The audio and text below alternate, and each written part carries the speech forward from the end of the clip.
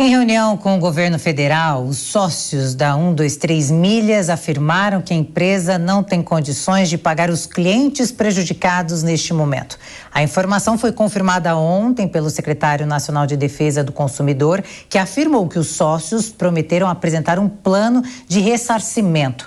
A ação deve incluir todos os pacotes comercializados antes do pedido de recuperação judicial da empresa, com integrantes do Ministério Público também presentes no encontro. A empresa não confirma o total de clientes afetados, mas afirmou que a companhia teve problemas com crédito, bancos e altos preços das passagens aéreas, inviabilizando as operações. Para a gente entender como tudo isso vai impactar na vida de quem teve produtos adquiridos com a empresa, nós vamos conversar agora com Fernando Brandariz, que é advogado especializado em recuperação judicial. Boa tarde, eu falei o seu sobrenome certo? Falou sim, Elisângela. Boa tarde, Marcelo também. Prazer estar aqui com vocês novamente. Doutor, fala pra gente, o que essas pessoas que foram prejudicadas, elas podem fazer agora? Porque até então não se tem uma resposta concreta e teve gente que perdeu muito com isso. Elisângela, não tem muito o que fazer. Tem que aguardar agora o processo de recuperação judicial, a apresentação do plano que será apresentado pelas recuperandas e ver a forma de pagamento deles. Lembrando que não existe uma forma legal de obrigação de pagar, a única forma legal de obrigação de pagar são os trabalhistas. Tem que ser pagos em até um ano, a contar da homologação do plano de recuperação judicial.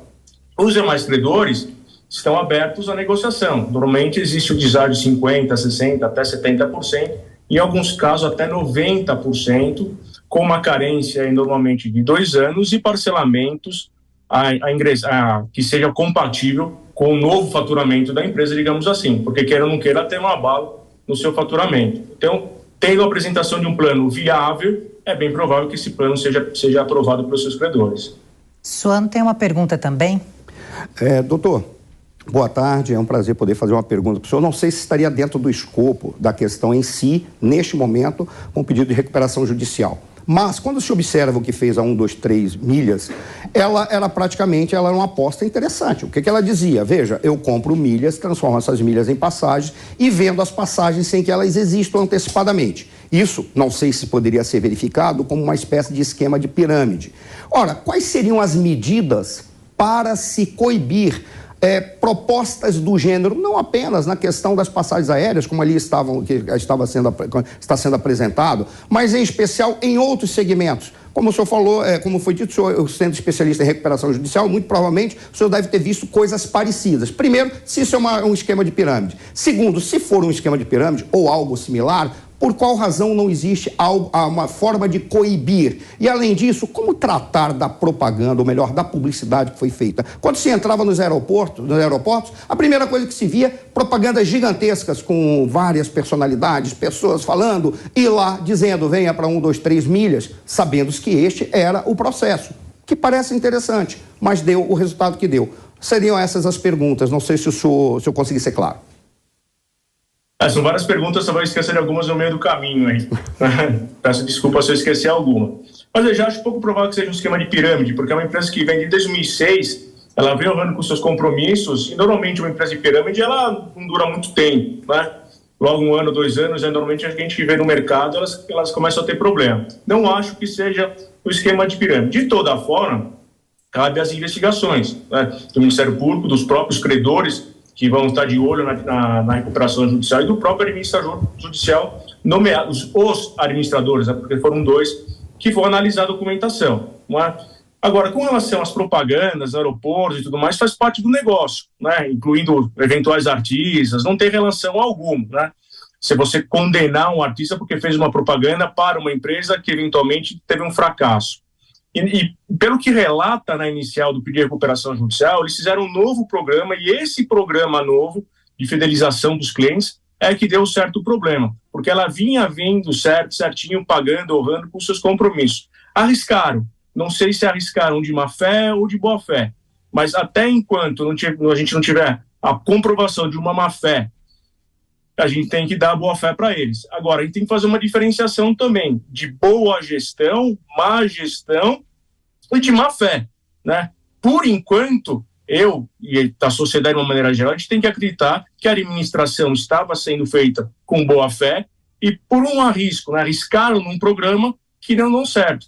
Agora, você também condenar a empresa, os empresários que tentaram arriscar num determinado segmento, num novo produto, erraram e ser condenados, eu acho que acho que é um pouco pesado, Marcelo.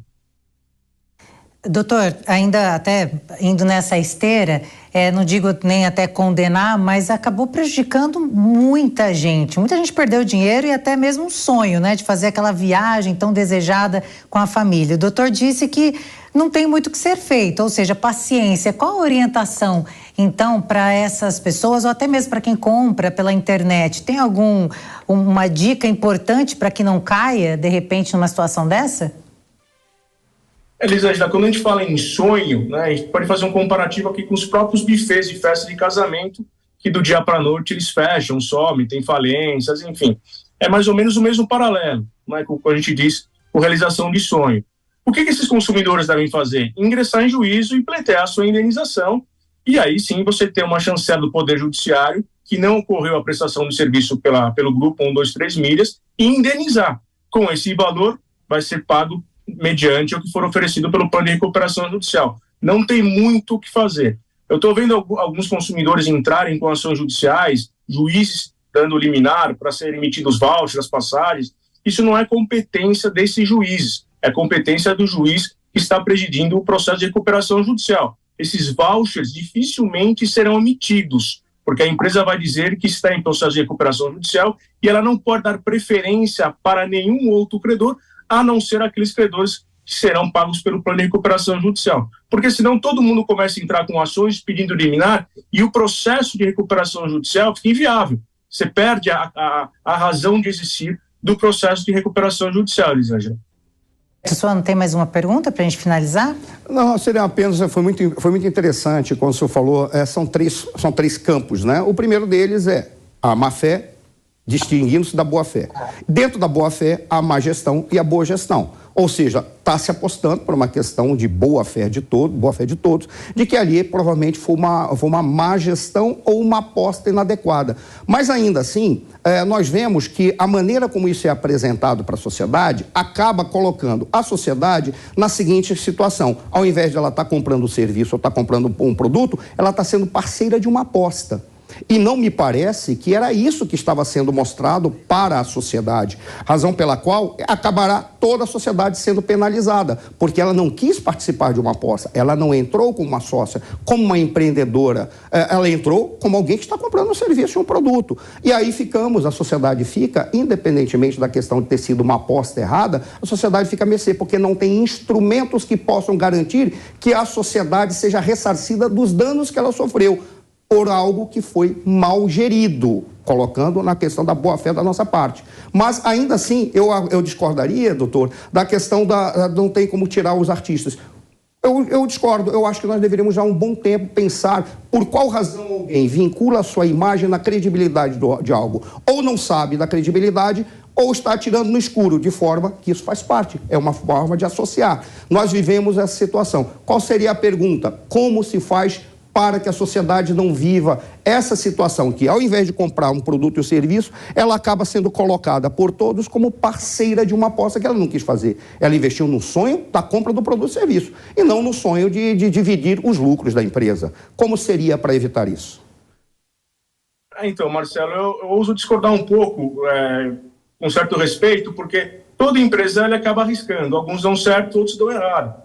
Você pode ter uma padaria no seu bairro que ele resolve montar um restaurante na padaria, dá errado e acaba repercutindo na padaria. Isso em pequenas escalas, em grandes escalas, você tem um prejuízo maior.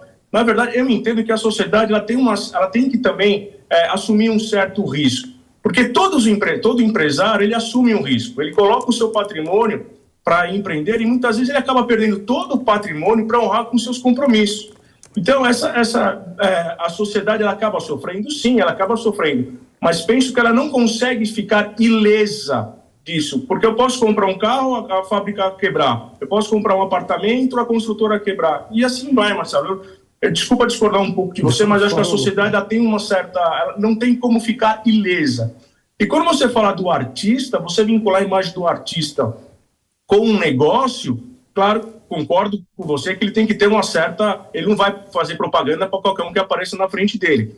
Ele tem que fazer uma análise antes, passa por compliance, faz uma due diligence, enfim. Agora, vinculá-lo vai acabar o mercado, porque uma hora ou outra eu vou entrar com uma ação como artista porque eu comprei um produto vinculado a ela. Eu acho que a coisa começa a ficar um pouco mais complicada, Marcelo. Muito bem, conversamos então com Fernando Brandariz, que é advogado especializado em recuperação judicial. Muito obrigado pela sua participação aqui no FEST. Obrigado, Ligiane. Obrigado, Marcelo. Bom final de semana a todos.